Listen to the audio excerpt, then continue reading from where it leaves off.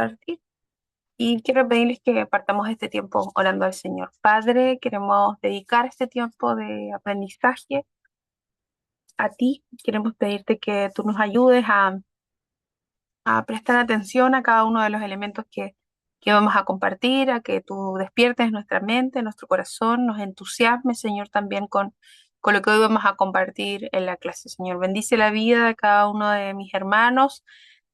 Acompáñale, Señor, en todos los procesos que ellos están viviendo, sobre todo también a quienes están estudiando y al mismo tiempo realizando labores de la maternidad. Señor, renueva su fuerza, su ánimo y permítenos seguir creciendo juntos en el conocimiento de tu palabra y en los desafíos que tiene la pastoral de la niñez para cada una de nuestras vidas. Oramos en el nombre de Jesús.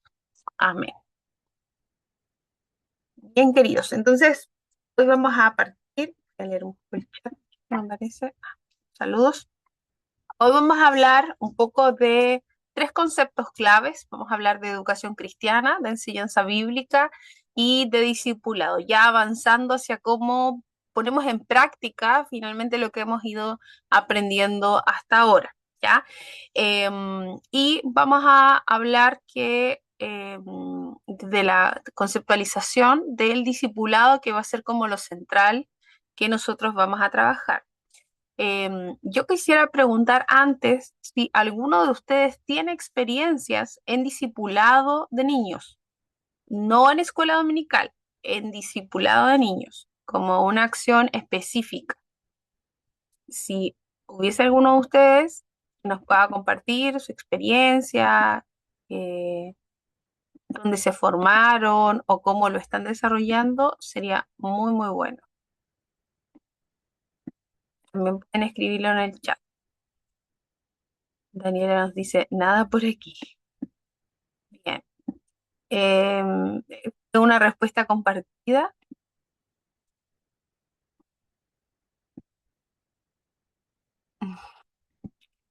Bien.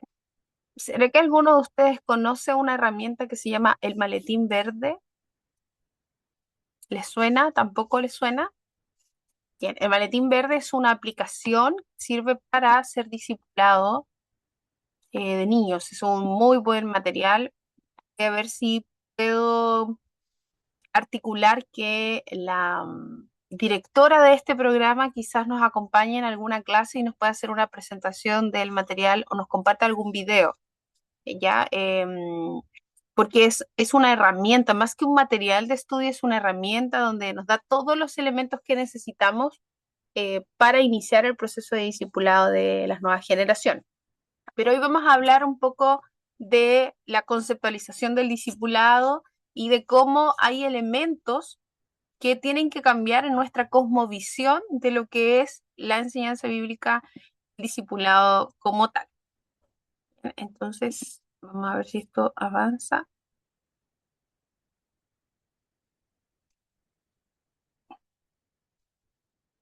Que como tengo malo el internet, se me pega. Ahí sí, estamos en la 1, la 2. Bien, entonces, un poco lo que vamos a trabajar en la clase de hoy, espero que nos alcance el tiempo. Vamos a trabajar 5 elementos formativos, vamos a trabajar en una activación de conocimientos previos, vamos a hacer una reflexión bíblica basada en Mateo 28 y en Colosenses 1, o sea, Colosenses capítulo 1, versículos 9 al 12. Vamos a hacer un desarrollo teórico de trinomio formativo, que son los conceptos claves. Vamos a tener un trabajo grupal al final. Es un trabajo práctico, no es complejo, pero sí va a requerir de que vayamos tomando atención de lo que vamos a presentar y luego vamos a hacer un cierre. Bien, esa va a ser la estructura de nuestra clase del día de hoy. Entonces, lo primero que vamos a hacer es trabajar en la activación de nuestros conocimientos previos, que es lo que nos va a ayudar quizás como a despertar nuestro interés, despertar también esas cosas que nosotros conocemos que hoy podemos compartir. Y vamos a hablar de una brújula conceptual. Antes de definir, necesitamos sentir la tensión, ¿ya? Y lo que vamos a hacer es que vamos a observar 3 casos reales de una intervención ministerial con niños y nos vamos a preguntar cuál de estos se parece más a lo que nosotros hacemos dentro de nuestra iglesia, ¿ya? Como señala el documento, más que un programa, el error común es ver el discipulado como una estructura o como una serie de libros, ¿ya? Pensamos en el discipulado y decimos, sí, yo tengo un libro de discipulado. Eh, no sé si en sus iglesias tienen programas de discipulado, pero en mi denominación por muchos años había un librito verde con letras amarillas y cuando alguien hablaba de discipulado decía, sí, nos hicieron el librito verde. O usamos uno que se llama Hay vida en Jesús o Nueva vida en Cristo, que es como un material de discipulado que es como más genérico, ¿no? Que se usa en las distintas congregaciones, ¿ya? Pero cuando pensamos en discipulado, rápidamente pensamos en el libro, pensamos en el material. Y la verdad es que esa no es el concepto o no es el fondo del discipulado, sino que en realidad tiene que ver con una forma de ser y con una forma de vivir. ¿Ya? Y esta dinámica busca generar esta tensión cognitiva. Es decir, mi intencionalidad es que usted diga, oh, ¿qué es el discipulado entonces? Si no tiene que ver con el libro, si no tiene que ver con las lecciones previas al bautismo, si no tiene que ver con ese curso que duró unas 5 sesiones que tuve con el pastor o que tuve con el líder de jóvenes, entonces, ¿qué es el discipulado? Sí, imagínense que de pronto pensar en el discipulado en nuestra vida adulta, después de que somos cristianos, se nos hace difícil. Mucho más complejo es pensar en el discipulado para los niños. Es decir, es como que estuviéramos hablando de algo que no, ni siquiera se nos ha pasado por la mente, más allá de la escuela dominical. Un poco ese es el desafío de lo que vamos a hacer el día de hoy. Em, Ténganme paciencia que esto se demora en cargar.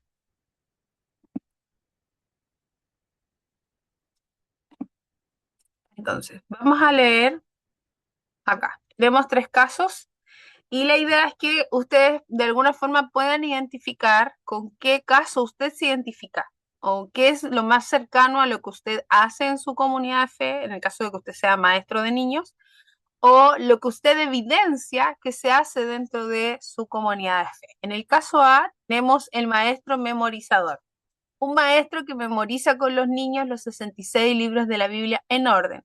Los niños aprenden con entusiasmo. ¿Esto es discipulado o es entrenamiento cognitivo? No tenemos que responder, solo es para reflexionar. Tenemos el caso B, ya es una iglesia que es servicial, una iglesia que ofrece talleres de refuerzo escolar y alimentación a niños del sector. Responde a una necesidad real que tienen los niños. ¿Esto es ministerio integral o es acción social? Y tenemos un caso C, que es el mentor cercano, que es un mentor que acompaña a un niño durante la semana, juega fútbol y conversa sobre cómo Jesús reaccionaría ante un conflicto escolar. Relación, contexto, fe y tejidos juntos. ¿Será que eso es discipulado? ¿Cuál de estos 3 casos están más cercanos a lo que nosotros evidenciamos que se hace en nuestras iglesias hacia la niñez? Pueden escribir en el chat, levantar su mano, abrir su micrófono y pueden participar, no hay problema. Ya, Ana dice el B.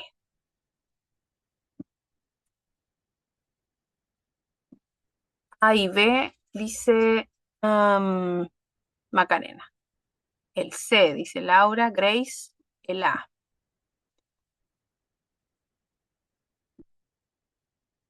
Muy bien. Ana Ariel, por favor.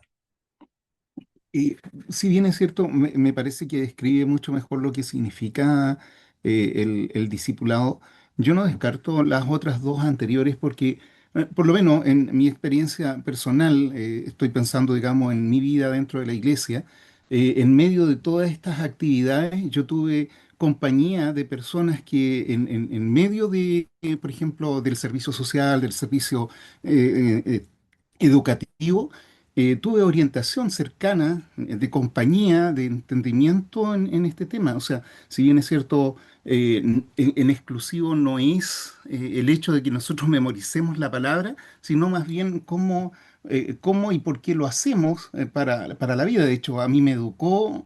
una iglesia justamente que en su conjunto me acompañó. Tuve maestros, tuve compañeros, amigos, en todas estas actividades. Y no dejó de ser, por ejemplo, lo que habla el C, como una cosa exclusiva, digamos, de. Yo encuentro de repente dentro de la iglesia donde estuve, digamos, en una iglesia bautista, tuve mucha compañía de hermanos adultos, de hermanos de mi misma edad, en la formación de mi vida cristiana. Entonces, no deja de ser, digamos, de que nosotros formemos actividades eh, como que éstas fueran el discipulado, sino que en medio de eso se da el discipulado. Bien, bien, excelente. Y es un poco lo que dice esta última pregunta, ¿no? Es, ¿dónde termina la instrucción? Es como la instrucción bíblica, lo que yo estoy compartiendo, y dónde comienza el discipulado. Y eso es un poco la pregunta que va a guiar lo que nosotros vamos a conversar, ¿ya?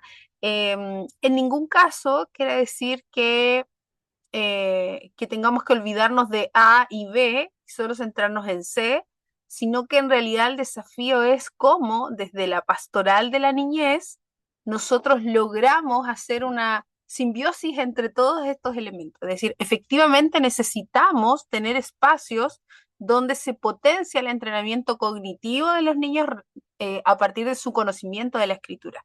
Es fundamental que los niños, además de conocer, por ejemplo, los libros de la Biblia, sepan que se separa en dos testamentos, que sepa cómo se separa la Biblia, que sepa que están los 5 libros de la ley, que están los libros de los profetas mayores, los menores, que están los evangelios, que están las cartas, cuántas cartas son de Pablo, cuántas son de Pedro, cuántas son de Juan, etcétera. También es importante que, por ejemplo, y que no solamente para los niños, sino para todos los creyentes, es sumamente importante entender el panorama bíblico del Antiguo Testamento. ¿Ya? ¿Quiénes fueron los reyes? ¿Quiénes fueron los profetas que acompañaron a cada rey? Eso tiene que ver con un aprendizaje cognitivo. Seguramente eso no va a transformar mi vida. En lo práctico, yo necesito ver a Jesús en medio de eso para que haya transformación por medio del Evangelio. Y ahí hablamos más de una teología bíblica. Pero en este caso puntual sí necesitamos este factor A. El punto es que si solo tenemos este factor A, entonces corremos el riesgo de tener a personas que conocen mucho de la Biblia, pero que no saben cómo vivir la palabra, ¿ya? O que de pronto es un conocimiento que como está más asociado a lo que la Biblia dice, sin un proceso quizás de exégesis y hermenéutica, que lo vamos a ver más adelante también, sino un proceso donde diga, a ver, ¿cómo esto que estamos leyendo aquí en la Biblia? Por ejemplo, ¿cómo el relato de Job se aplica a un niño que tiene 7 años? ¿Qué conexiones yo puedo hacer entre ese texto y un niño de 7 años para que esa enseñanza sea significativa para su vida y además sea transformadora? ¿Ya? Un poco es eso lo que nos aporta C, porque C nos habla de una persona que está acompañando a un niño en la semana, es decir, las 2 horas que estamos en la escuela dominical son insuficientes. Es lo mismo que si lo aplicamos en nuestra vida, ¿ya? La mayoría de las personas que ya están en un proceso de formación bíblica y teológica como ustedes son personas que ya tienen un compromiso con el Señor, que han sentido el llamado del Señor, que se están preparando para servir al Señor. Pero eso no quiere decir que nosotros, todos nosotros, no necesitemos que haya alguien más que nos acompañe, alguien a quien nosotros podamos rendir cuentas, alguien que se preocupe por nosotros y nos diga, ¿cómo estás? Te he notado un poco inquieto. ¿Cómo vas resolviendo este tema con tu esposa? ¿O cómo estás resolviendo este tema con tus hijos? ¿O en realidad estás respondiendo en el instituto? ¿Qué se te está haciendo difícil? ¿Cómo te ayudo? Es decir, todos nosotros, independientemente de el nivel de estudio que tengamos, de nuestras áreas de desarrollo, de lo bueno que sea nuestro ministerio o lo exitosa que sea nuestra vida, por si usted lo quiere llamar de esa forma, todos necesitamos que alguien cuide de nosotros. El punto es que escasamente lo hacemos nosotros, los adultos, y casi cero, yo podría decir quizás como, no sé, un 5% de las congregaciones tienen en esta atención de cuidado por los niños más pequeños. Ya la mayoría no tiene esa atención. ¿Por qué? Porque como hemos visto en clases anteriores, nuestras prácticas suelen ser prácticas más adultocéntricas. Los pastores estamos ocupados resolviendo los conflictos que generan los adultos. Los hermanos que se molestaron porque la alabanza estuvo muy fuerte, la hermana que se enojó porque ella faltó al culto y nadie la llamó, en la discusión que tuvieron las hermanas Dorcas en la cocina porque alguien usó la cocina y no dejó limpia.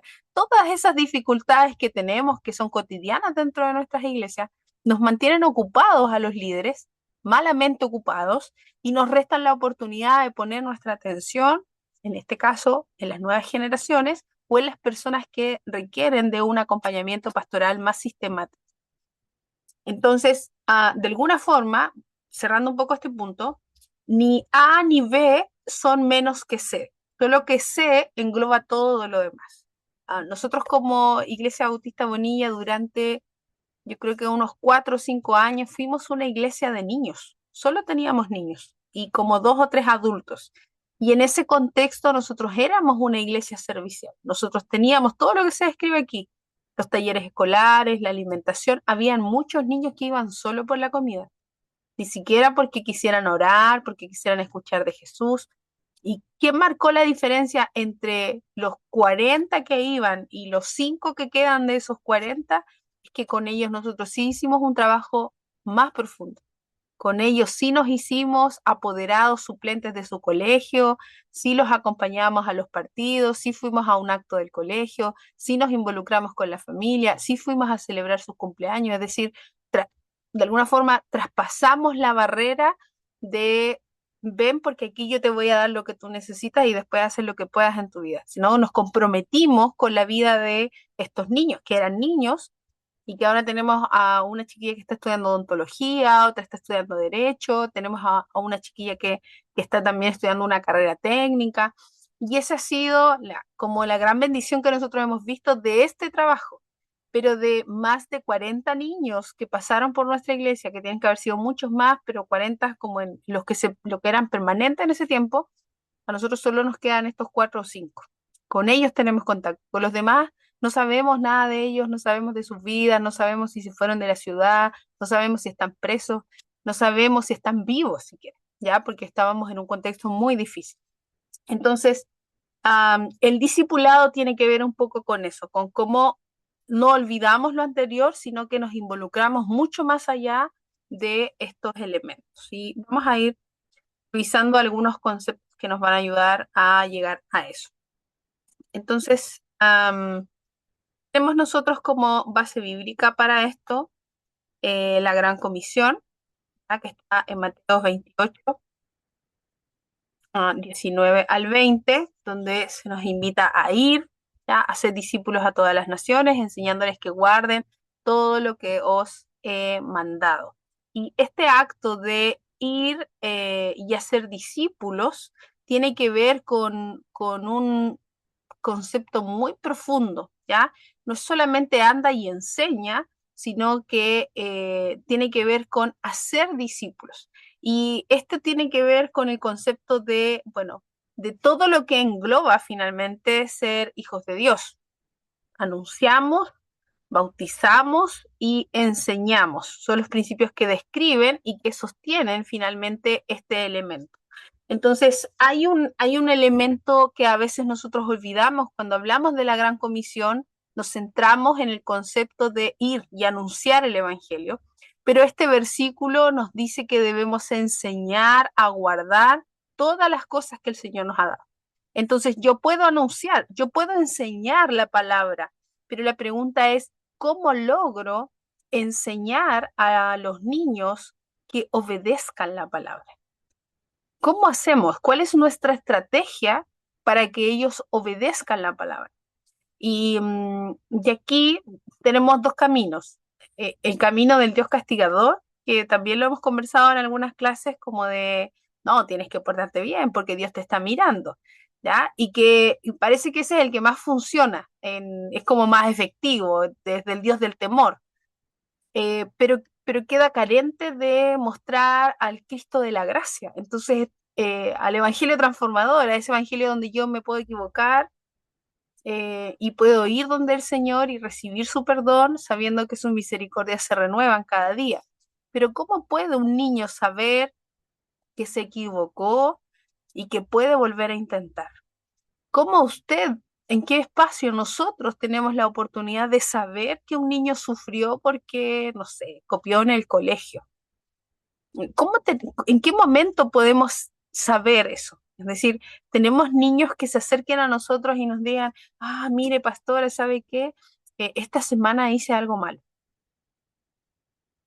¿Pasa eso en nuestras realidades?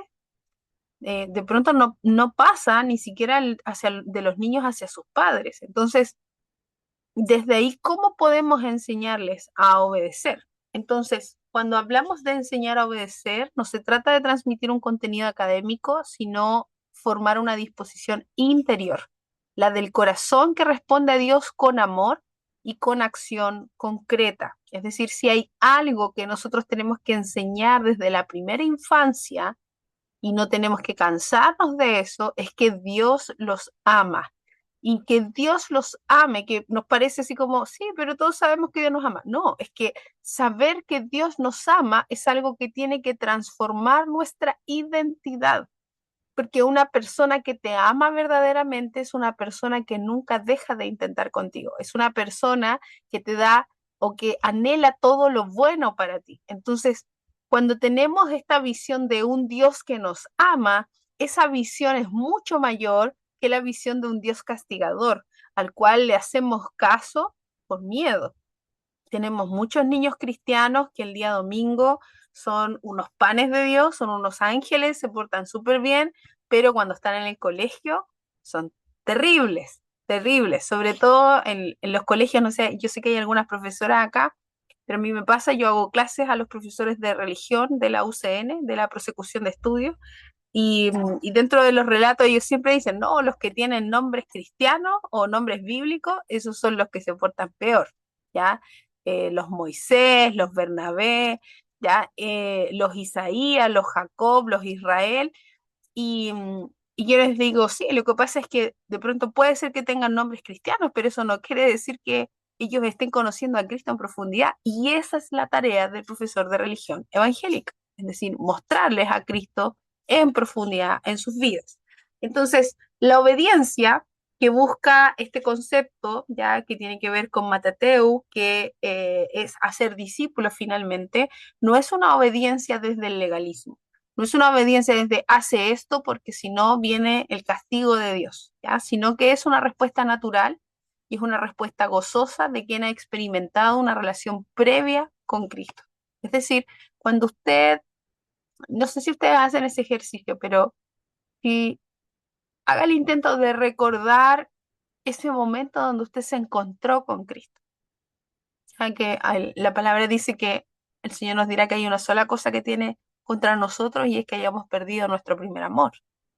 Cuando nos encontramos con el Señor por primera vez, cuando el Señor nos rescató de nuestra vida sin Él, eh, eso llenó nuestras vidas de amor, de esperanza, de entusiasmo, de convicción. Entonces, es esa relación, es ese amor, ese primer amor, el que tiene que movilizar todo lo que nosotros hacemos por Cristo y para Cristo. No por miedo, es gratitud. Es decir, si, por ejemplo, yo voy donde el hermano Ariel y toco la puerta de su casa y le digo, hermano, mire, yo soy chilota y hice pancito amasado y aquí le vengo a traer pancito amasado para que usted tome once con su familia.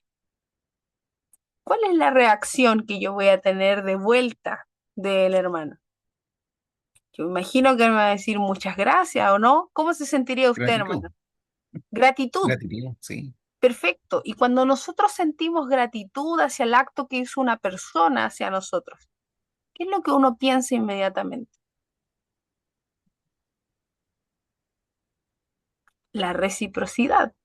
Es Ujú. decir, cuando yo tenga la oportunidad, voy a hacer algo amable o voy a devolver este gesto amable a la persona. Entonces, en esencia, el ser humano ha sido creado así. Entonces, cuando usted recuerda lo que Jesucristo hizo por su vida, y eso es lo que tenemos que enseñarles a los niños también, cuando recordamos lo que Jesús hizo por nosotros, o ese encuentro que tuvimos con Él, entonces eso es lo que moviliza nuestra respuesta hacia Él. No es una obediencia obligada, no es desde el yugo, porque de alguna forma, el domingo me tocó predicar un poco de eso, de que nosotros nos hacemos esclavos de Cristo, pero nos hacemos esclavos de Cristo porque Él pagó el precio de nosotros. Pero a diferencia de todos los otros que han pagado el precio, Jesucristo dice, mi yugo es fácil y ligera mi carga, ¿ya? Entonces, de alguna forma, seguir a Jesús en obediencia, sí, va a ser difícil porque va en contra de tu propia naturalidad y es como ir nadando contra la corriente. Pero no es difícil porque tengamos a un Dios que está con el pie encima tratando de hacernos sentir miserables, porque Él nos rescató justamente de eso. Entonces, en el acto de invitar a obedecer, lo que nosotros tenemos que hacer es acompañar a las nuevas generaciones y a los niños en ese sentido. Quiero mostrarles, tengo una imagen donde grafico un poco, me quiero salirme de aquí, no sé si me va a dejar, una imagen donde grafica un poco el proceso. Ay, ahora no va a hacer nada,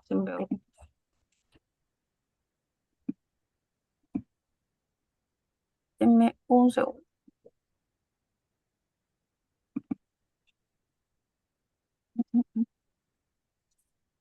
El acto de la obediencia no es solo un acto. Obedecer implica micropasos o microtareas o diferentes cosas que tienen que pasar en nuestra vida antes de que efectivamente podamos obedecer al Señor y su palabra. ¿Ah? Que no es solo una cosa de voluntad, como de yo quiero. No sé si a usted le ha pasado, pero el mismo apóstol Pablo dice que queriendo hacer lo bueno, malo hago.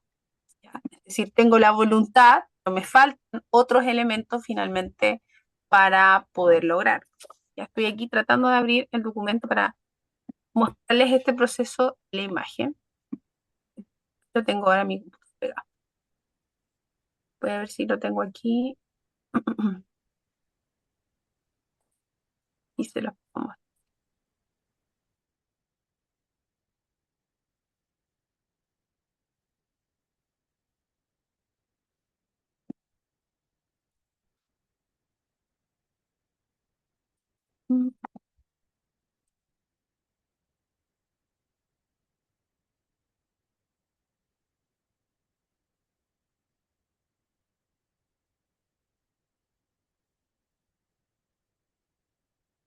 Ahí se está abriendo. Ténganme paciencia, por favor.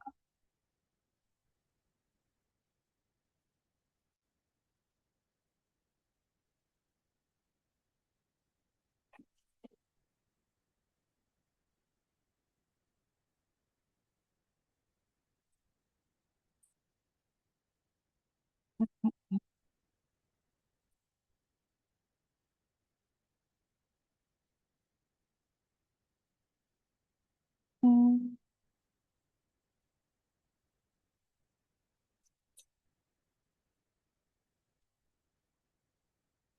mm.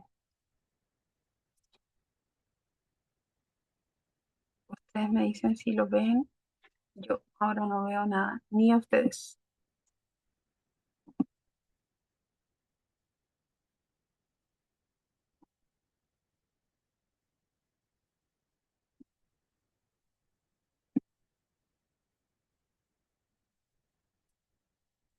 Mm,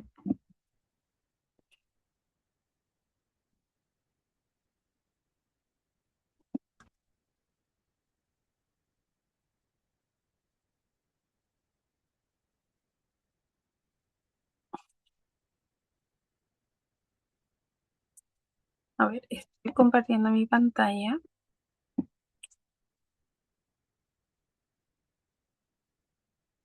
Me dicen ustedes si se ve. ¿Ven un texto? Dice, es un mandato que debemos ser eficaces. ¿Ven Sí, eso? se Sí, ve. sí, Sí. ahí se ve. Ya, perfecto, gracias.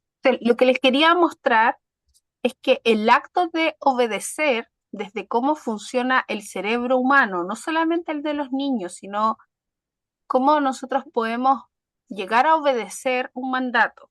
¿Ya?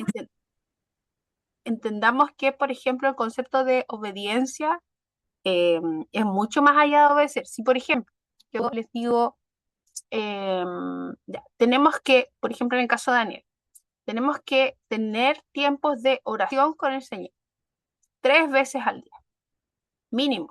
3 tiempos de oración al Señor, según lo que nos enseña la palabra en Daniel, o según lo que nos enseña Jesús, porque Jesús oraba al levantarse, Jesús hacía todo su trabajo y después se apartaba en la noche también a orar, o después de alguna actividad importante que Jesús tenía con sus discípulos, él se apartaba. Entonces la oración es algo trascendental en la vida de las personas que quieren seguir a Jesús, ¿ya? Como un elemento de enseñanza. Entonces, digo, ok, yo tengo que orar porque la palabra dice, oren sin cesar, oren unos por otros. Perfecto. Entonces, para poder obedecer, yo tengo que primero, como dice aquí, conocer qué es la oración, cuál es la trascendencia de la oración en la vida del cristiano. Necesito conocerlo. Luego que lo conozco, entonces necesito comprender qué implica la oración, comprender cómo se hace, cuáles son las formas, cómo me ayuda. Es decir, el conocer es como el nivel más básico cognitivo que puede tener una persona. Yo conozco algo, pero comprenderlo es otra cosa, ¿ya? Y algo mucho más complejo, sobre todo cuando somos más adultos, cuando somos más niños no nos cuesta tanto, es el aceptar que esa verdad que tiene la palabra es una verdad que yo tengo que adoptar para mi vida. Y eh, yo sé que claramente desde lo genérico uno dice, no, si nosotros aceptamos la palabra. Si nosotros aceptáramos la palabra, entonces Santiago no nos diría que tenemos que ser no solo oidores de la palabra, sino que hacedores de la palabra. Entonces, eh, aquí hay muchos pasos previos antes de una obediencia real y concreta de las escrituras. Luego que yo acepto y digo, mira, sabes que en realidad es real, que la oración es importante, que es fundamental para mantener una comunicación directa con el Señor, para mantener una mente que está en paz también, porque Filipenses 4 dice que no se angustien por nada, en cambio, oren por todo. Ya es una invitación del Señor. Entonces ya lo entiendo, lo acepto, entonces ahora tengo que ponerlo en práctica, tengo que empezar a ejercitarlo. Y ese ejercitarlo implica hacer que esto se convierta en un hábito. Eh, por ejemplo, yo recuerdo hace muchos años atrás con mi esposo, yo desde niña a mí me obligaban a orar, entonces yo tengo mi práctica de oración de todos los días en la mañana. Hoy es un hábito que yo hago sin ningún problema, asumo que lo necesito, pero cuando era niña era una obligación. A mi abuelita me obligaba a orar todos los días en la mañana y a tener mi tiempo de oración de rodillas en la cama antes de acostarme. No había opción. Yo me acostaba y mi abuelita me iba a preguntar si yo había orado o no, y ella me hacía levantarme y tener mi tiempo de oración. La verdad es que no siempre oraba con un corazón alegre, pero había ahí un proceso de ejercicio. Entonces, con mi esposo, ya cuando estábamos recién casados, los primeros años, comencé a compartir estas prácticas de oración con él. Y lo que él hacía para poder ejercitar la oración es que él ponía alarmas. ¿Ya? ¿Y por qué alarmas? Alarmas para hacer la pausa entre todo lo que era su vida y las responsabilidades que él tenía, hacer la pausa para tener sus tiempos de oración con Dios, ¿ya? Entendemos que uno dice, no, si yo oro al Señor mientras voy a la micro, voy al supermercado, a mí me parece súper bien que uno esté siempre en ese proceso, pero también necesitamos tiempos de oración a solas, donde no haya nada que nos distraiga. Entonces, ¿cómo lo ejercitamos? Con este calendario de horas y días específicos donde orábamos hasta que eso se convirtió en un hábito. Entonces ahí hay una transformación de nuestros hábitos, una transformación de nuestro pensamiento, una transformación de nuestra actitud y por lo tanto eso nos lleva a obedecer las enseñanzas del Señor y seguir su mandato de orar sin cesar en todo tiempo. ¿Ya? Es solo un ejemplo, pero podría ser también como el, por ejemplo, no ser codiciosos, no sé, abandonar, no sé, otros pensamientos o acciones, es decir, podrían ser muchas otras cosas las que podríamos trabajar. Entonces, lo que les quería mostrar es que cuando estamos revisando el concepto de la obediencia como tal, no solamente nos referimos a obedecer por obedecer, sino que hay procesos. Entonces, cuando hablamos de guiar a la niñez hacia una obediencia a la palabra, mi pregunta es, ¿será que el tiempo de la escuela dominical es suficiente para que ellos logren conocer, comprender, aceptar, ejercitar, transformar sus vidas a través de el obedecer las enseñanzas que nosotros les estamos compartiendo? Esa es una pregunta que a mí me gustaría que alguno de ustedes se atreva a responder. Puede ser eventualmente que sí. ¿Ah? No, no digo que no sea posible. Sí, puede ser posible, pero seguramente también ese niño tiene, bueno, yo creo que hay niños, no sé si ustedes los han identificado, hay niños que tienen un corazón, pero como tan sensible al Señor, como que desarrollan una capacidad de comprender la escritura siendo niños con una tremenda profundidad. Si ya pasamos del conocimiento a la comprensión, lo demás es mucho más fácil de desarrollar. También es importante cuánto apoyo tengan los niños en casa, es decir, si después de la escuela dominical los papás le preguntan a los niños de qué hablaron en la clase, de qué aprendiste, cómo lo podemos poner en práctica, oremos juntos por lo que pasó, es decir, si esa dinámica existe en casa, eso ayuda mucho más a un desarrollo integral de la niñez en su relación plena con Dios. Pero si los niños van a la escuela dominical y se acaba la escuela dominical y nos vamos de la escuela dominical y nunca más hablamos hasta el otro domingo, es altamente probable que los niños no se acuerden. ¿Ya? Yo hoy día fui a buscar a una niña de mi iglesia que le suspendieron las clases porque no sé si pasa en el sur, pero nosotros aquí estamos con el tema de las amenazas, amenazas como de tiroteo en los establecimientos, entonces nos ha pasado a varios que nos han ido suspendiendo clases y nos hemos tenido que movilizar, entonces pasó eso y yo fui a buscar a una niña de mi iglesia que sus papás no podían ir. Y a la hora del almuerzo, mientras comíamos, yo le pregunto, ¿y cómo estuvo la clase del domingo pasado? ¿Qué hicieron? ¿Qué aprendieron? Porque estábamos comiendo lentejas. Entonces yo le dije, estamos comiendo lentejas. Hoy día, justo hoy día tocó lenteja, como Daniel. Entonces, como que la niña me miró así con cara de, ¿Daniel? ¿Quién es Daniel? Y yo tenía la impresión de que ellos habían hablado de Daniel el domingo, pero no, habían hablado de Job. Pero ellos no se acordaban. Entonces, no se acordaban de nada, ni siquiera del personaje, y no solo ellos, mis hijos también estaban ahí sentados en la mesa, no se acordaban del personaje, solo se acordaban que habían hecho un juego, pero no se acordaban de nada. Entonces, y yo así como, pero niños, ¿en serio? ¿En serio? ¿En serio? Y yo busqué en el calendario de las maestras para ver qué ahí decía Job. Entonces les empecé a preguntar, ¿y qué es nada? Y no porque no me quisieran decir, de verdad no se acordaban de nada. Entonces, si yo evalúo esa clase, que ahora voy, después de esto voy a ir a hablar con la maestra, no, mentira. Si yo evalúo la clase y digo, ok, ¿los niños lo pasan bien en la iglesia? Sí, lo pasan bien. ¿Tienen un grupo de amigos? Sí, tienen un grupo de amigos. Perfecto. Pero ellos están conociendo la palabra a medias. Algo conocen, pero están comprendiendo lo que eso significa, no están comprendiendo. Entonces yo no puedo esperar o no puedo confiar en que van a ser niños que van a obedecer la palabra porque están yendo a la escuela dominical, ¿ya? Entonces ahí es donde esto tiene un poco más de sentido y nos tiene que llevar a preocuparnos en mayor profundidad de elementos que forman parte finalmente de los procesos de enseñanza, discipulado que nosotros hacemos en nuestras iglesias locales. Otro texto que también utilizamos, lo voy a mostrar en esta misma presentación. No sé si ustedes lo están viendo, ustedes ya no lo veo.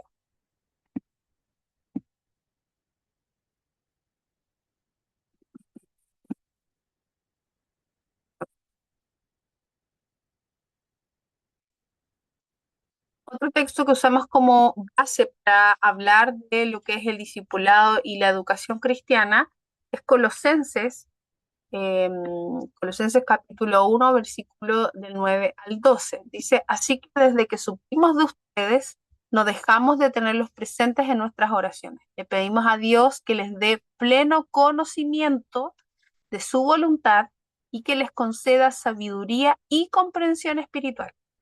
Entonces, Entonces, cuando tengan conocimiento de la voluntad, sabiduría y comprensión espiritual, entonces ahí la forma en que vivan siempre honrará y agradará al Señor y sus vidas producirán toda clase de buenos frutos. Mientras tanto, irán creciendo a medida que aprendan a conocer a Dios más y más. También pedimos que se les fortalezcan todo el glorioso poder de Dios para que tengan toda la constancia y la paciencia que necesitan. Mi deseo es que estén llenos de alegría y den siempre gracias al Padre. Él los hizo aptos para que participen de la herencia que pertenece a su pueblo, el cual vive en la luz. ¿Bien? Este texto también nos da algunas bases para comprender que la enseñanza que nosotros hacemos hacia la niñez y bueno, también hacia todas las generaciones, pero aquí nos convoca la niñez, está asociado a este conocimiento pleno de la voluntad y a esta comprensión como elementos que no podemos dejar fuera. Es decir, aquí tenemos un desafío importante de cómo nosotros tenemos que seguir avanzando en nuestro proceso de formación de las nuevas generaciones. Entonces, cuando yo logro conocer, comprender espiritualmente lo que se me está enseñando de la palabra, eso me permite aceptar la palabra y comenzar a realizar compromisos de vida que honran a Dios y que dan frutos.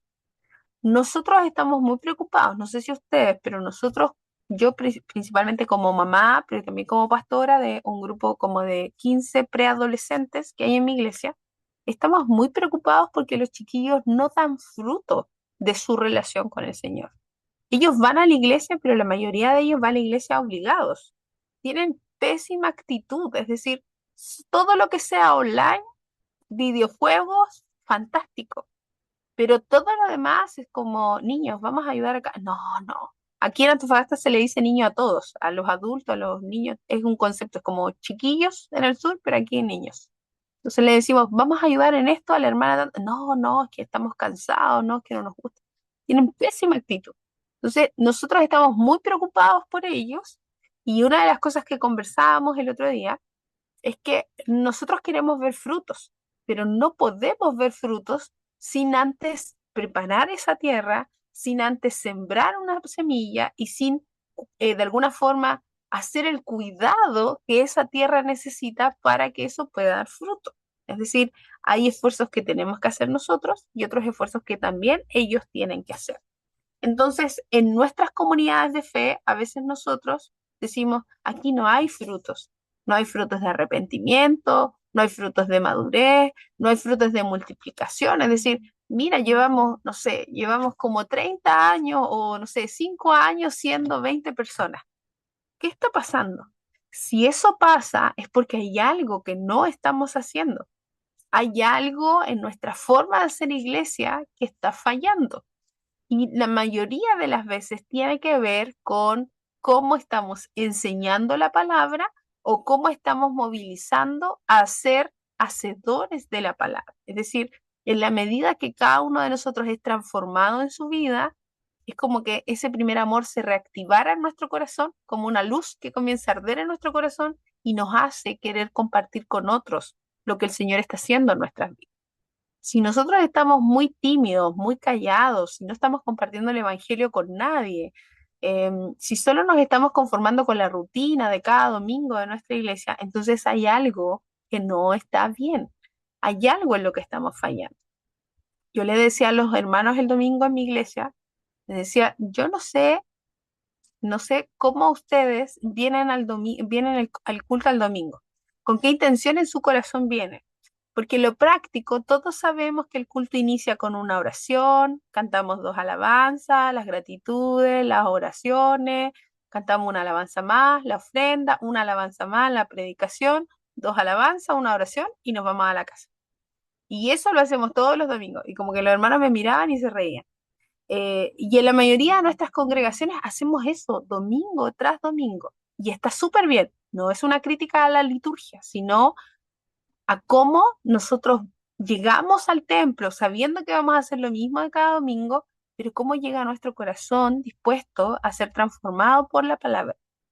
Entonces, de pronto, pues, los adultos lo hacemos y decimos, Señor, queremos pedirte que abras nuestra mente, nuestro corazón para recibir tu palabra.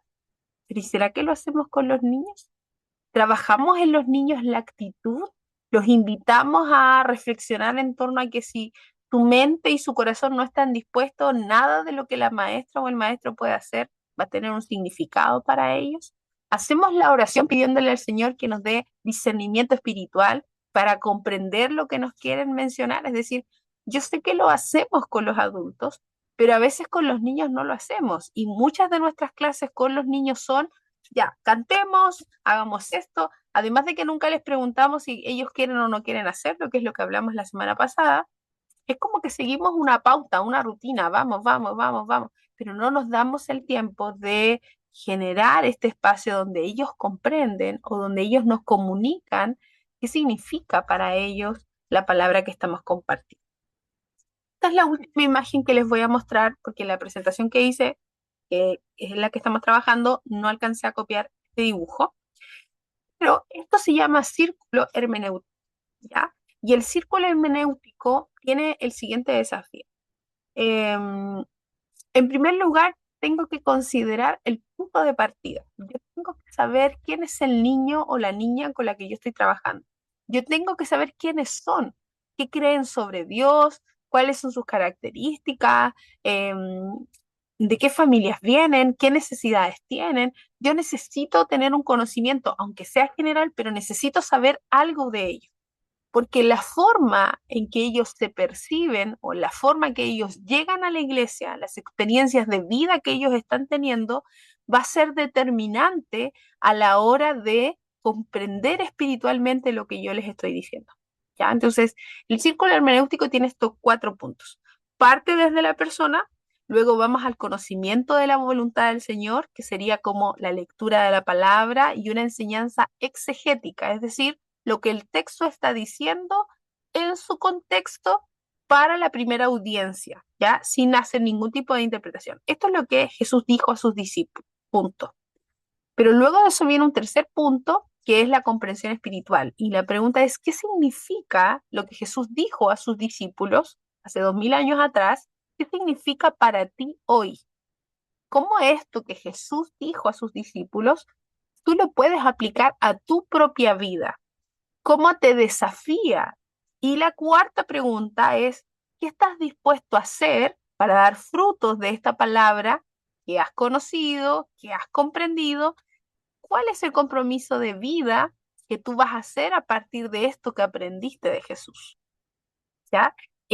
Por ejemplo, el relato del buen samaritano, ¿ya? Y nosotros partimos con los niños y les preguntamos, algo relacionado al buen samaritano. ¿Has sentido alguna vez o has estado herido alguna vez? ¿Alguien te ha dañado alguna vez? ¿Crees en la necesidad de que alguien te acompañe o has acompañado a alguien? Y desde ahí vamos recogiendo estas experiencias previas de nuestros niños y de quiénes ellos son. Luego contamos el relato bíblico y después hacemos la comprensión espiritual. ¿Qué crees que Jesús te quiso enseñar a partir de este texto? ¿En qué momentos de tu vida, quizás en el colegio, en tu casa, en tu familia, en qué momentos tú podrías actuar como el buen samaritano? ¿Por qué Jesús utiliza a un samaritano para dar este ejemplo? Y luego de eso nosotros pasamos y le decimos, ahora, ¿a qué te comprometes? De lo que tú aprendiste de la Biblia, ¿a qué te comprometes? Ese es el círculo hermenéutico que nos permite de alguna forma trabajar todos los elementos que nos llevan a la obediencia de la palabra, a la transformación de vida. ¿Y por qué es circular? Porque en la medida que yo incorporo estos compromisos de vida a partir de lo que aprendí de la escritura, entonces el punto de partida del niño es modificado. Es decir, si antes el niño se sentía solo, abandonado, sin valor, saber que Jesús murió por él en la cruz y que se entregó es algo que debería cambiar en su identidad y es algo que tenemos que seguir reforzando todo el tiempo. Este mismo círculo hermenéutico aplica súper bien, por ejemplo, para las predicaciones que nosotros hacemos los domingos en nuestras iglesias. que tiene un énfasis en que sea una predicación transformadora, no una predicación que solo transmita información, conocimiento. No, tiene que ser conocimiento, comprensión, aceptación de la verdad, formas de ejercitar la palabra para que nos lleve a la transformación de vida. ¿Ya? Desde esa perspectiva, nosotros podemos hablar de una enseñanza de la palabra o un compartir la palabra, sea desde un carácter transformador. Hasta ahí, lo que he dicho hasta ahora, ¿les hace algún sentido? ¿Les parece justo? ¿Les parece una herejía? ¿Están de acuerdo? ¿Están en desacuerdo? Por favor, háganme saber qué están pensando al respecto, con total confianza, por favor.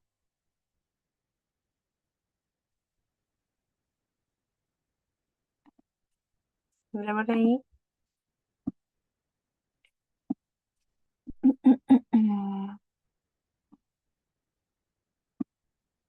Eh, Camilo dice, es algo que me interesa aprender, uso la herramienta del juego para aprender, pero no se puede quedar solo con eso y no quedarse con nada de la enseñanza. Me hace pensar que no hizo un buen trabajo. Interesante. ¿Quién más quisiera explicar al respecto?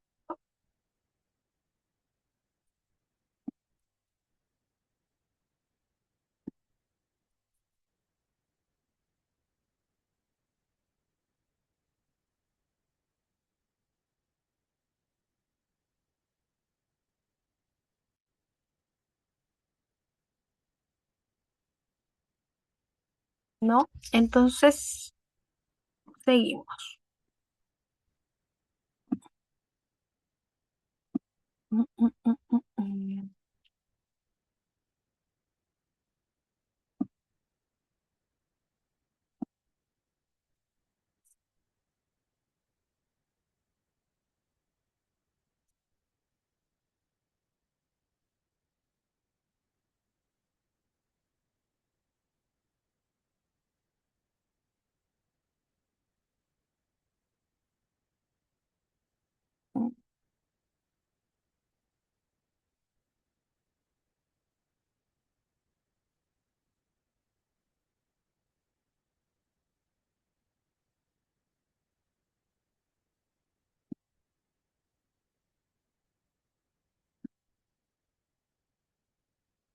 Estoy tratando de compartir, pero se pega.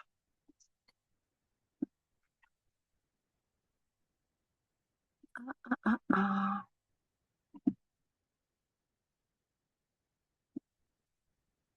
Bien. Entonces, la gran comisión o el hacer discípulos no significa simplemente transmitir información bíblica, no es llenar un currículum de 12 semanas, no significa que el niño apruebe un examen doctrinal, sino lo que sí significa es acompañar al niño en un proceso vivo de crecimiento, modelar la obediencia desde el principio del estilo de vida y crear espacios donde la fe se practica, no solamente se recita. Ya ese es un desafío importante de cómo nosotros vamos a ir avanzando y trabajando eso. Bien. Menos un receso de 10 minutos porque tengo el computador muy pegado, entonces voy a cerrar la pantalla, volver a abrir para poder continuar con el resto de la clase. Si no, voy a estar con problemas todo el rato. ¿Ya? Entonces, tomémonos 10 minutitos, son yo tengo las 20:36. Volvamos a las 20:50, ¿ya? 13 minutitos. 20:50. Ok, apaguen sus cámaras, voy a dejar de grabar en cuanto pueda tomar algo de la pantalla.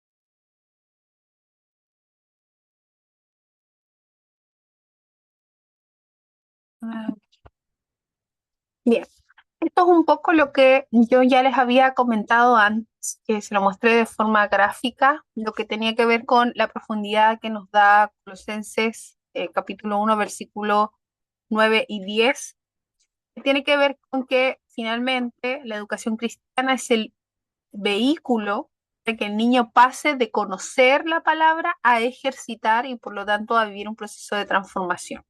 Este tránsito no es automático, requiere que el maestro diseñe experiencias donde el niño pueda. En primer lugar, escuchar la palabra en su contexto real, reflexionar sobre su impacto personal, actuar en obediencia concreta y verificable y rendir cuentas en una relación de confianza. ¿Ya? Esto es sumamente importante porque generalmente nosotros no, bueno, nosotros como adultos escasamente rendimos cuentas, pero tampoco lo hacemos con los niños. A veces como que dejamos un desafío de una semana para otra y a nosotros mismos como maestros se nos olvida preguntarles a los niños si hicieron algo o no. ¿Ya? Entonces, el fruto en toda buena obra que menciona Pablo no es un resultado del azar, es el producto de una formación integral, sistemática y relacional con las nuevas generaciones. ¿Ya? Si esta asignatura se llamara, por ejemplo, educación cristiana solamente, entonces no tendríamos que hablar de discipulado. Pero como esta asignatura se llama pastoral de la niñez, implica cubrir todas las áreas del desarrollo de la niñez y eso lo permite en pleno hacer el discipulado. ¿Ya? Entonces, dentro de esto, nosotros tenemos una triada, ¿ya? Que le vamos a llamar el trinomio formativo, y que son tres dimensiones que no compiten entre sí, sino que se necesitan mutuamente para formar un discípulo integral en la infancia. ¿Ya? Nosotros tenemos, aquí tenemos el concepto de educación cristiana desde una perspectiva de la pedagogía integral. ¿Ya? El espíritu forma la imagen de Dios, que sería como el macro contexto. Tenemos por otro lado la enseñanza bíblica como una herramienta de transmisión sistemática de la verdad, informativa y transformadora. Y tenemos el discipulado, que va a ser entendido como una transmisión relacional de cultura y acompañamiento a largo plazo, ¿ya? Paritatético y personal, ¿ya? ¿Por qué es importante esto? Porque lo vimos en la primera parte, ¿no? Cuando vimos la activación de conocimientos previos. Estos tres elementos tienen que estar juntos, ¿ya? Tienen que ser parte de un todo.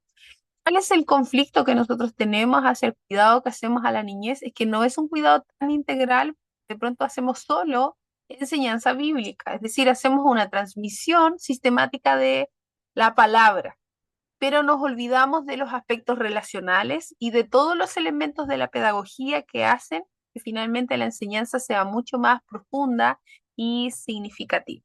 Estos tres elementos no son opcionales, sino que de prescindir de cualquiera de ellos se produce una formación incompleta. Sin educación cristiana, falta el contexto integral; sin enseñanza bíblica, falta el fundamento de la verdad; y sin discipulado relacional, falta la transmisión de vida. Lo que diferencia a Jesús de todos los otros maestros que habían en su contexto es que Jesús se relacionaba con sus discípulos. Jesús como maestro no solamente compartió sus enseñanzas, sino que él compartió su vida. Los discípulos vieron a Jesús triste, lo vieron enojado, lo vieron cansado, lo vieron hambriento, lo vieron desfallecer, lo vieron contento, lo vieron haciendo milagros, haciendo sanidad. Es decir, lo que Jesús hizo no fue solamente una exposición teórica de la ley, como lo hacían otros maestros de la época. Jesús, es como que Jesús puso las manos en la masa y les mostró cómo se hacía, ¿ya? No sé si han tenido la oportunidad de leer el Plan Maestro de la Evangelización, que es un libro bien antiguo, pero en ese libro muestra cómo Jesús formó a sus discípulos paso a paso. Y dentro de eso vemos que los primeros tres o cuatro pasos de este plan maestro son de Jesús modelando, es decir, los discípulos tenían la oportunidad de ver a Jesús. Una pregunta es, ¿Será que los niños de nuestras comunidades de fe tienen la oportunidad de conocernos, de ver, de saber quiénes somos en nuestro contexto real? Porque el día domingo todos nos ponemos nuestra mejor ropita y vamos con la mejor actitud al culto, ¿cierto? Ninguno de nosotros, si uno está estresado, uno deja el estrés fuera y uno se concentra en lo que está haciendo. Pero ¿será que nuestros niños nos pueden ver cuando nosotros estamos en nuestro momento de correr para todos lados? ¿Recuerdan que en la primera clase varias mencionaron que como que vivían una vida muy caótica? ¿Será que los niños de nuestra congregación nos pueden ver en nuestra vida caótica? ¿Hay algo que ellos podrían aprender de nosotros en ese momento de nuestra vida? Eso tiene mucho que ver con compartir la vida y con am, transmitir finalmente este elemento que es más cultural. Ahora esto está muy rápido. Antes no avanzaba, ahora avanza mucho. Bien. Entonces vamos a revisar cada uno de estos elementos desde la definición. ¿Ya? Entonces la educación cristiana como macro contexto, como un paraguas que como educación cristiana abraza todos los elementos que estén asociados a la enseñanza de la palabra.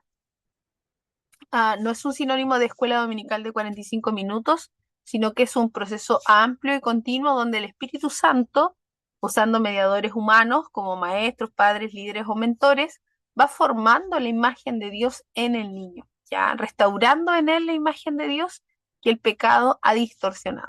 ¿Ya? Hay algo importante y es que todos hemos sido creados a imagen de Dios, pero estar lejos de Dios hace que esa imagen se distorsione. Mientras más cerca de nosotros estamos del Señor, entonces podemos reflejar esa imagen del Señor. No la perdemos, o bueno, depende de la corriente teológica que usted tenga.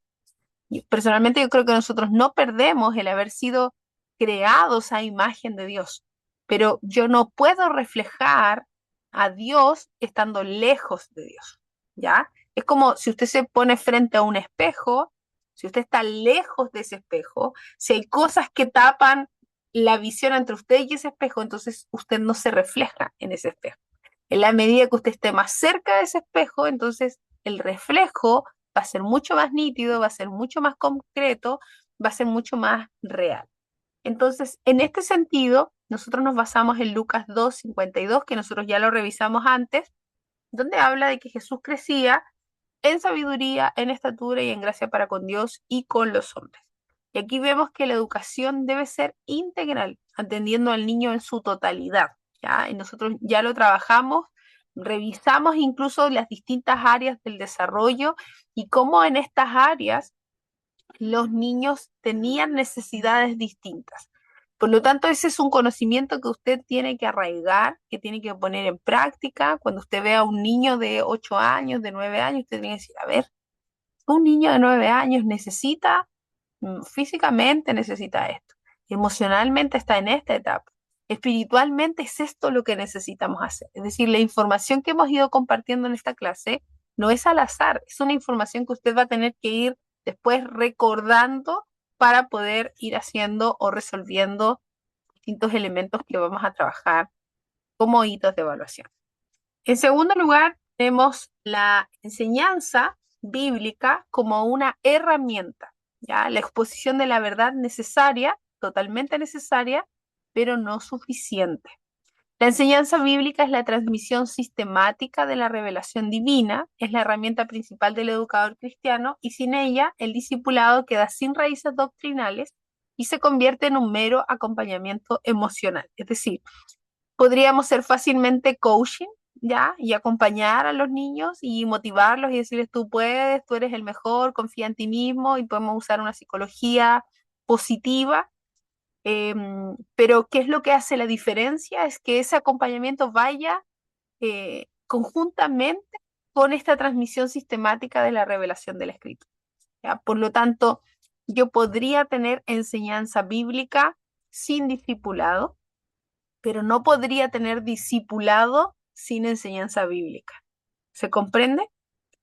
¿Sí? Lo repito nuevamente. Entonces, la enseñanza bíblica no requiere del discipulado para hacer enseñanza bíblica, pero el discipulado, entendiendo el discipulado como relación y acompañamiento, no funciona si no tiene a la base la enseñanza bíblica. Ahora, ¿cómo podemos establecer que estamos otorgando una buena enseñanza bíblica para nuestros niños? Debe ser contextualizada, ¿ya? Eso implica hablar desde la realidad concreta del niño. En el adultocentrismo, nosotros caemos en el error de compartir la palabra con los conceptos o con las aplicaciones que nosotros como adultos entendemos.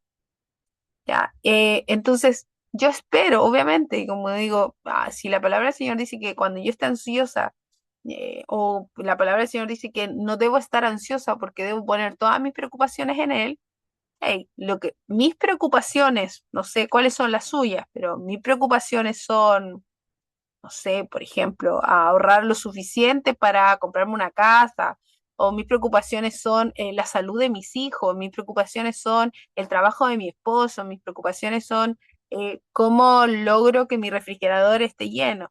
¿Cuáles son las preocupaciones de un niño? ¿Sabemos cuáles son sus preocupaciones? No todas las preocupaciones de los niños son iguales. En un mismo grupo podemos tener a un niño que esté preocupado porque sus papás pelean mucho y tienen miedo de que los papás se separen. Tenemos otro niño que está preocupado porque se da cuenta que la mamá no tiene dinero para comprarle el disfraz del día del libro, que se celebra mañana. Y tenemos a otro niño que está preocupado porque perdió todos sus puntos en Roblox y su papá le había comprado 3.000 Robux y los perdió todos. Y esa es la preocupación más profunda de su corazón. Son válidas las tres preocupaciones.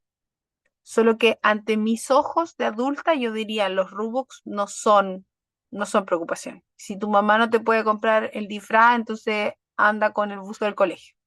Y si los papás están peleando, es problema de los papás. Usted quédese tranquilo. Sería rápidamente la respuesta adultocéntrica que podríamos darle a la preocupación que ellos tienen. Entonces, por eso cuando hablamos de la importancia de contextualizar, es hacer el esfuerzo de ponernos en su lugar, de averiguar. No sé si ustedes hacen ese ejercicio, pero cuando nosotros vamos al cumpleaños de algún niño, tratamos de regalar cosas significativas. Entonces yo investigo en internet y busco regalos significativos para un niño de 9 años. ¿Cuáles son los intereses de un niño de 9 años que vive en Chile? No sé qué, empiezo a averiguar, bla, bla, bla, y busco algo significativo. Si yo le pregunto a alguno de ustedes, ¿cuál es el mono favorito de los niños de su congregación? ¿Sabemos la respuesta? Quizás de nuestros hijos porque están todo el día ahí con el ruido, pero ¿sabemos eso de nuestros niños? Son cosas muy puntuales, pero a veces eso es lo que nos ayuda a contextualizar la enseñanza de la palabra para que para ellos sea comprensible. Por otro lado, tiene que ser progresiva, construir sobre lo aprendido anteriormente, ¿ya? Todo el tiempo tenemos que ir conectando lo de esta clase con lo que vimos antes. ¿Te acuerdas que vimos esto? ¿Recuerdas que vimos esto otro? Esto que aprendimos hace un mes atrás nos sirve ahora para aplicarlo y siempre vamos construyendo también sobre las propias experiencias que ellos tienen. Vamos a trabajar más adelante en eso y vamos a hablar de el aprendizaje significativo, que es una teorización del aprendizaje, que se enseña obviamente en pedagogía, que lo practican los profesores en los establecimientos, pero que tiene mucha raíz en lo que hace Jesús. De hecho, la mayoría de las parábolas de Jesús responden, perdón, a la estructura de la teorización del aprendizaje significativo. ¿Ya? Los vamos a revisar más adelante, pero se los adelanto. Por otro lado, tiene que ser una enseñanza participativa. Invita al niño a dialogar, no solo a escuchar lo que tú tienes que decir. Y por otro lado, tiene que ser aplicada. Conecta la verdad bíblica con decisiones reales del día a día. ¿Ya? Es decir, esto que hoy aprendimos te va a servir para cuando en el colegio tú tengas que tomar esta decisión. ¿Ya? Y desde ahí vamos trabajando eso. Entonces, la sola enseñanza no hace discípulos. ¿Ya? No nos confundamos con eso. Y esta es la verdad más incómoda para los maestros bien preparados. Es dominar el hebreo, el griego, la teología sistemática y aún así no estar haciendo discípulos. La enseñanza transmite conocimientos, es esencialmente informativa. Si el maestro se limita al aula, es decir, a la sala de clase y al pizarrón, corre el riesgo de crear expertos bíblicos sin transformación de vida. ¿ya? Niños que se saben la historia de David, pero no saben enfrentar el Goliat de su patio en el recreo, ¿ya? Solo como por dar un ejemplo. La enseñanza bíblica necesita al discipulado para complementarse. Una sin la otra produce finalmente un desequilibrio. Bien, es importante esto. Hace algunos años atrás yo hice un curso donde el profesor nos preguntaba, ¿ustedes, ustedes son líderes? Y todos como que dijimos, sí, en realidad nosotros somos líderes. ¿Cómo saber si somos líderes o no? Dijo el profesor. Ya, y algunos dieron ejemplo y algunos después le dicen ya, nombren grandes líderes de la historia de la humanidad. Obviamente yo muy canuta, yo dije Jesús, obviamente. Ya, ¿y quiénes seguían a Jesús? Ya, y yo hice un listado de las personas que seguían a Jesús. Y la pregunta que viene de vuelta es, ¿y quiénes te siguen a ti? Y cuando el profesor preguntó eso, todos con mis compañeros del magíster nos quedamos mirando así con cara de ¿qué?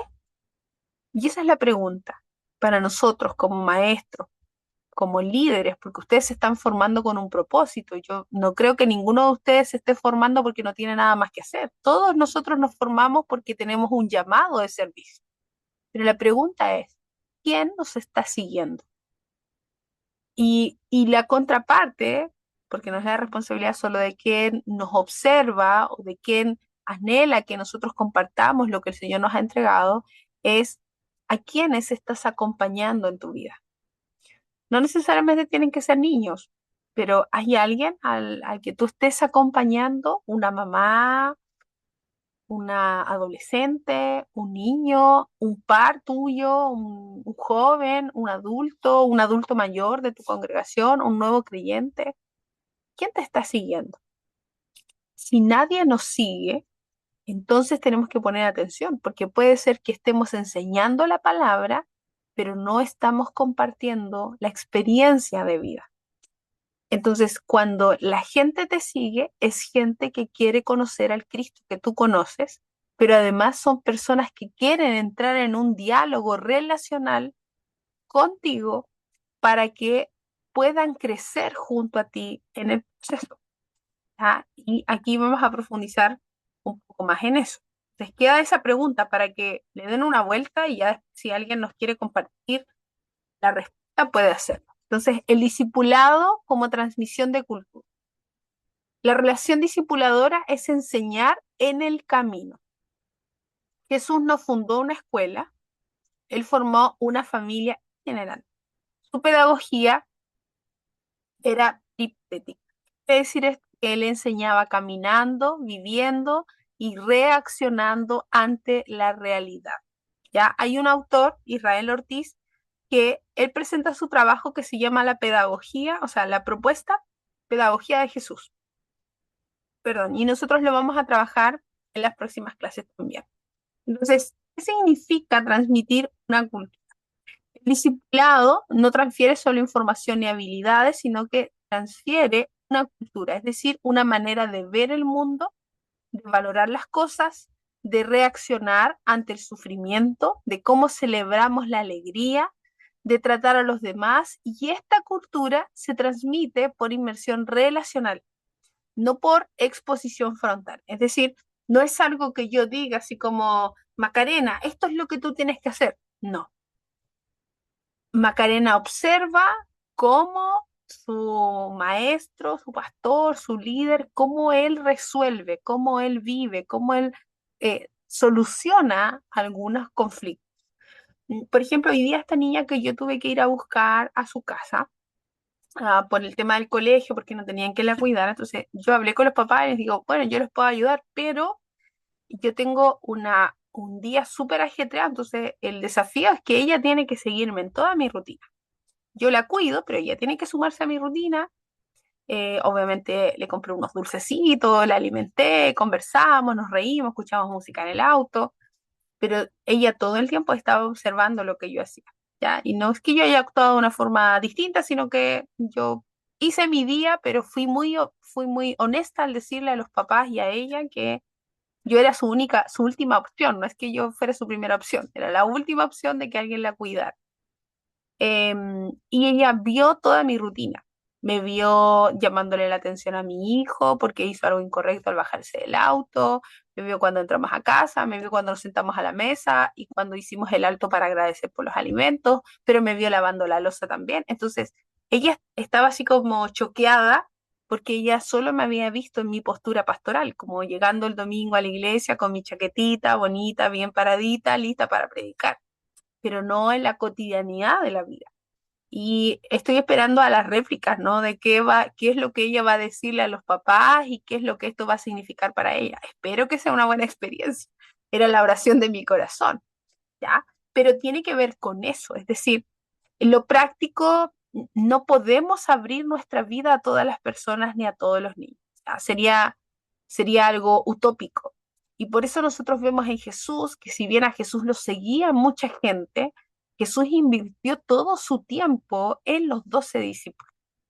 Es decir, el tiempo que Jesús invirtió en ellos fue tan profundo, tan significativo, que todos, a excepción de Judas, continuaron la tarea que Jesús les había enseñado. Es decir, ellos fueron discipulados por el Maestro, pero ellos siguieron discipulando a otros y a otros y a otros. Es decir, ahí se cumple el objetivo de discípulos que forman discípulos. ¿Ya?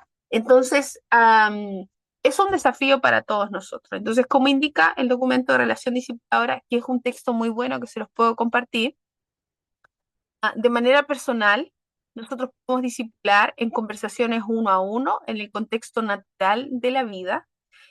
Podemos también discipular en grupos pequeños, ¿tá? Donde se practica la comunidad y la rendición de cuentas, y también podemos discipular para la vida, preparando para decisiones reales y no solo para ritos especiales. ¿Ya? Por ejemplo, nosotros podemos hacer un discipulado previo para los chiquillos que están en enseñanza media y que tienen que decidir qué estudiar, por ejemplo. Podemos inventar, creamos un espacio donde hablemos de la pastoral vocacional y desde ahí vamos desarrollando elementos. Podemos hacerlo con los novios también, perdón. Eh, pero también es importante, por ejemplo, los grupos pequeños. No sé si alguno de sus congregaciones tiene grupos pequeños, pero son una muy buena oportunidad como las células o como los cultos familiares en casa, que eran los que se hacían en mis tiempos cuando yo era niña, pero son espacios que nos permiten hacer iglesia, hacer comunidad y compartir la vida, porque estamos abriendo las puertas de nuestra casa. Ahora, insisto, no a todo el mundo, pero sí a esas personas que el Señor pone en nuestro camino y que tocan nuestro corazón. Si hay algún niño o alguna niña en su congregación que usted dice, este muchacho pinta para bueno, si usted piensa en él o en ella durante la semana, si hay algo que a usted le preocupó, usted dice, mira, esta niña me preocupó por esto, comienza a orar en su corazón. Pídele al Señor que le dé la oportunidad de relacionarse ya, obviamente cuidando todas las medidas de resguardo de la integridad del niño o la niña y también del de usted, ya siempre en compañía con alguien más, lo posible con su familia, pero si hay algo que inquieta a nuestro corazón, nosotros debemos ser valientes también para escuchar la voz del Señor y relacionarnos intencionalmente con Él. El discipulado versus los programas. No es un programa dominical, entonces no termina cuando el niño pasa al grupo de jóvenes, no se mide por asistencia o por exámenes superados, sino que el discipulado es una relación continua y a largo plazo. Si ocurre en el campo de fútbol, en el autobús o en el almuerzo, en cualquier espacio, y se mide por el carácter que va emergiendo en el niño, ¿ya? Es decir, cómo nosotros los vamos acompañando en las distintas etapas de su vida y en las dimensiones de sus vidas. ¿Ya? Hay un ministerio que se llama Familia Real, no sé si les suena, está como el grupo más grande está en Temuco, es un ministerio interdenominacional y lo que hace este ministerio es trabajar con niños en situación de vulnerabilidad, sobre todo con los niños que están en las residencias de los hogares. Pero lo que ellos hacen es que una vez al año tienen un campamento de una semana donde celebran con los niños eh, este campamento donde les celebran el cumpleaños, eh, hacen como, no sé, el día de disfraz, el día de los superhéroes, les hacen su comida favorita, es decir, como todo lo que quizás este grupo de niños por su condición familiar y social no pueden vivir, ellos se lo regalan durante esa semana que es un campamento especial para ellos. Es fabuloso lo que hacen. Es como esos campamentos gringos que uno ve en las películas, así tal cual. Funciona muy bien, es muy bonito, es una experiencia totalmente transformadora y obviamente en medio de eso también tienen devocionales, les asignan un padrino, comparten la palabra, los niños reconocen a Cristo como su Salvador. Es realmente como de los trabajos sociales más integrales que yo conozco, al menos aquí en Chile. Y lo que ellos hacen, además de este campamento, es que ellos asignan como un padrino que acompaña a los niños durante todo el año y los va a visitar a la residencia, a veces los autorizan para que salgan a pasear con ellos, les llevan ropa, les llevan regalos y les van a hacer un discipulado una vez a la semana. Y ahí ellos cumplen este elemento. Entonces, han pasado muchos años. Yo tuve la oportunidad como en el 2012 puede ser, haber escuchado el testimonio de ya un joven que había salido de esa residencia, que era profesional, y él daba gracias al Señor y él daba gracias a Dios por la directora de Familia Real, del ministerio, y él decía que si, si el equipo de Familia Real no hubiese puesto la mirada en él cuando tenía como 12 o 13 años, seguramente él hubiese sido un delincuente. Entonces él dice, cuando Cristo vino a mi encuentro, el encuentro con Cristo fue tan transformador, pero además estas personas me acompañaron, porque dijo, este es la familia de la directora del programa, me ayudó a creer que era posible hacer algo distinto en mi vida. Entonces este muchacho es arquitecto, le va súper bien ahora, ya es un adulto, es uno de los como de los sponsors que tiene ahora el ministerio, él aporta económicamente para que este ministerio siga funcionando. Y en medio de eso daba muchas gracias al Señor porque decía, ellos no solo me presentaron a Cristo, sino que me ayudaron a caminar con Él.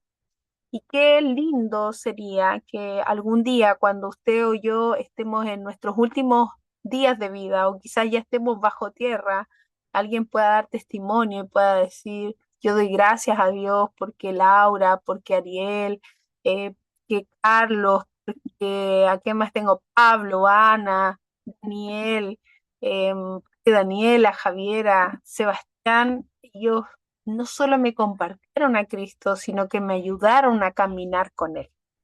Eso marca totalmente la diferencia. ¿Ya? Y ese es el desafío que yo quiero dejarles para que ustedes se puedan llevar de esta clase. El discipulado es ir más allá, trazar, es saltar la línea, ¿ya? Y aquí vemos un poco lo de el círculo hermenéutico que yo les compartía anteriormente, ¿ya? Aquí está desde otra gráfica, pero es el modelo pedagógico que nosotros podemos utilizar para generar quizás como proceso de vida. Entonces tenemos un punto de partida, conocemos la voluntad de Dios, tenemos una comprensión espiritual y luego un compromiso de vida, que es lo que lleva a que el niño camine en fe y también pueda dar frutos. Ya no voy a profundizar más en eso porque ya lo había explicado en la diapositiva anterior. Esto es un proceso circular que va avanzando y que nos permite ir creciendo. ¿Cómo lo hacemos entonces? Solamente conociendo a nuestros estudiantes, ¿bien? Em, y a nuestros muchachos. Voy a avanzar a la siguiente. Ok. Ya, entonces aquí, bueno, yo les voy a compartir después la presentación, pero aquí está cómo se aplica finalmente el círculo hermenéutico, que es lo que yo ya les había compartido antes. Una pregunta es, ¿cómo evitamos que el círculo se rompa en el paso 2? ¿Qué sucede cuando aplicamos la Biblia como respuesta genérica y no como luz sobre la realidad específica del niño? ¿Ya? Eso es un desafío importante a reflexión. Entonces, nos van quedando solo unos minutitos de clase, pero yo voy a dejar esto como una tarea para reflexionar. Ustedes, entonces, yo les voy a enviar este pantallazo y ustedes tienen que responder a estas dos preguntas. ¿Cómo evitamos que el círculo se rompa en el paso 2? Es decir, Nosotros hablamos anteriormente de que el círculo hermenéutico parte en el punto de partida.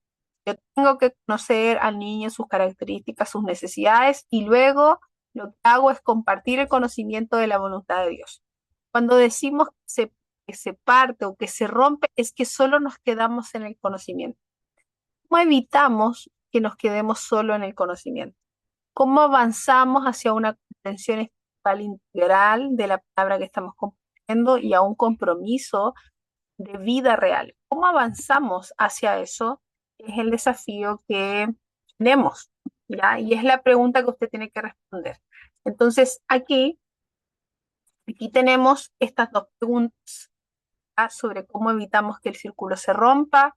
¿Qué sucede cuando aplicamos la Biblia como respuesta genérica? Es decir, cuando yo tomo la enseñanza bíblica y digo, la enseñanza bíblica está diciendo esto para todos.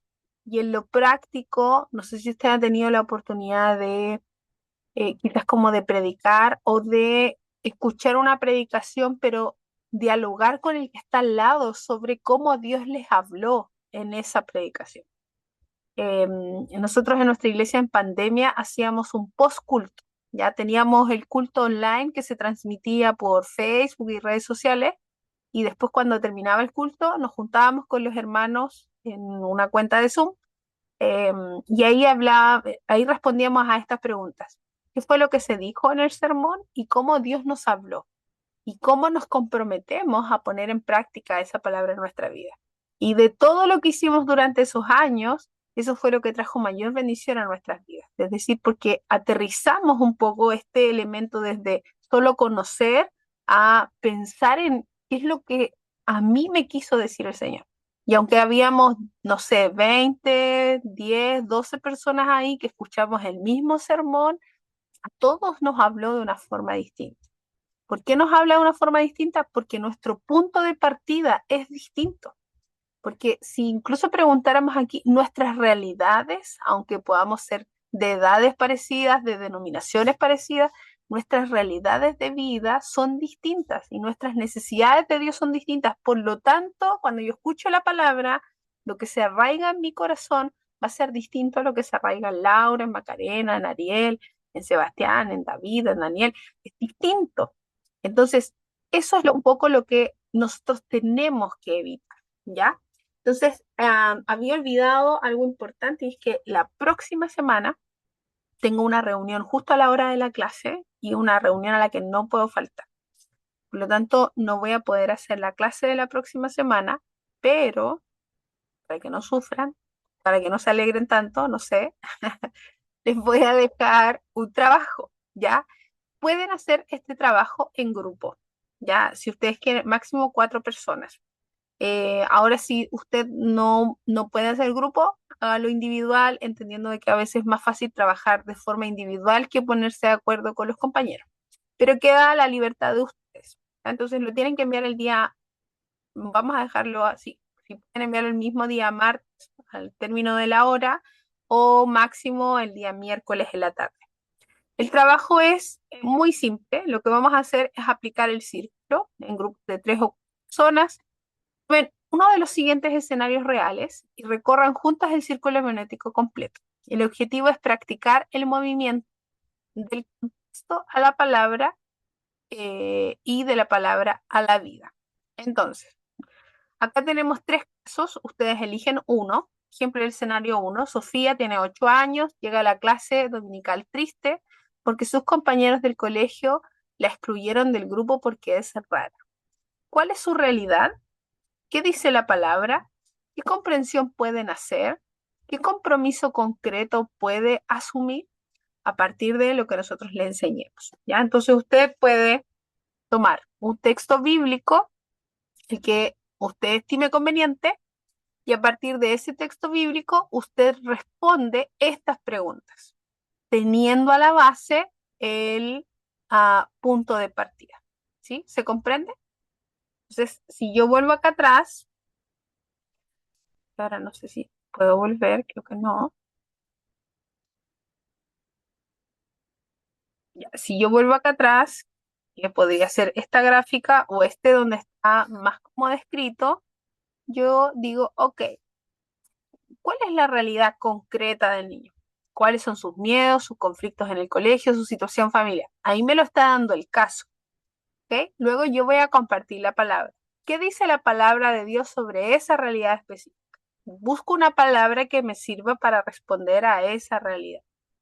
Hago todo el proceso, lo explico y luego veo la comprensión espiritual, ¿ya? Es decir, cómo nosotros podemos ayudar al niño a que comprenda el valor que esa palabra tiene para él. Generalmente lo hacemos a través de preguntas. Entonces, lo que usted tendría que hacer en el paso 3 es generar algunas preguntas que el niño pueda responder. Puede pensar en otras formas también, como pedirle al niño que haga un dibujo, pedirle que nos escriba. Usted tiene que ver la forma. Y luego usted pensar en cuáles podrían ser los compromisos de vida que finalmente podría realizar este niño o niña según el caso que usted tome. Bien, esto es como un estudio de caso. La idea es que usted haga todo el esfuerzo, ya todo el que envía el trabajo tiene un 7, ya no nos vamos a poner ahí en problema de notas, pero sí lo que es importante es que usted haga todo el esfuerzo por aplicar lo que hemos aprendido en la clase de hoy, que además voy a esperar que se guarde y la voy a subir inmediatamente para que quede disponible para ustedes. Bien, entonces ese va a ser el trabajo que nosotros vamos a tener para reemplazar nuestra clase del próximo día martes. Bien, entonces terminando esta clase, yo voy a guardar el material y se los voy a compartir, les voy a compartir el PPT. Hay algunas láminas que no alcanzamos a trabajar, como 4, 5, 6, que es lo que vamos a trabajar cuando nos volvamos a encontrar en la semana subsiguiente, ¿ya? De aquí en adelante, bueno, a partir de este martes, todas nuestras clases vamos a irlas finalizando con pequeñas actividades donde vamos a ir poniendo en práctica lo que estamos aprendiendo. Creo que había uno de ustedes que no tenía como un contexto donde aplicar o donde pensar el contenido. Por favor, me escribe y me recuerda quién es. Para todos los demás, traten de ver si lo van a hacer con los niños de su iglesia, si lo van a hacer con los niños del colegio, lo van a hacer con los niños de su casa, con su familia, con sobrinos, con quien sea, porque vamos a empezar también a diseñar experiencias de aprendizaje que vayan respondiendo a todos estos elementos que hemos ido viendo. Bien, entonces ustedes tienen que responder a las preguntas que aparecen en el caso, más las preguntas que aparecen acá abajo. ¿Ya? Es qué parte del círculo nos sentimos más cómodos y en cuál más inseguros. ¿Ya? Que esto tiene que ver con cómo usted hace el proceso de evaluación. ¿Ya? ¿Y qué parte fue más fácil para usted? La parte del punto de partida, la parte del conocimiento de la palabra, la parte de la interpretación o la parte de los desafíos o los compromisos de vida. ¿Y qué recursos necesitamos para no soltarnos, para no saltarnos el paso uno? ¿Ya? ¿Será solo la escucha activa o hay algo más que necesitamos considerar? Bien, entonces ya estamos la hora. Si es que alguien tiene alguna duda, por favor, este es el momento de expresarlo. Voy a sacar al tiro un pantallazo para...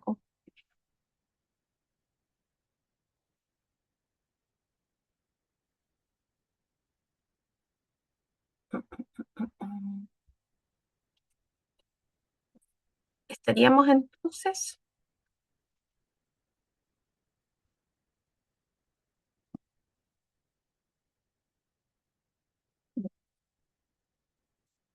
Tengan entonces una linda semana, ¿verdad? Hoy es lunes, o no, martes recién. Ah, pero que tengan una buena continuidad de semana. Que Dios les bendiga mucho, ánimo y traten de ir poniendo en práctica lo que vamos aprendiendo. Ya observemos más a los niños, démonos cuenta más cómo está. Hola Gaby, ¿cómo estás?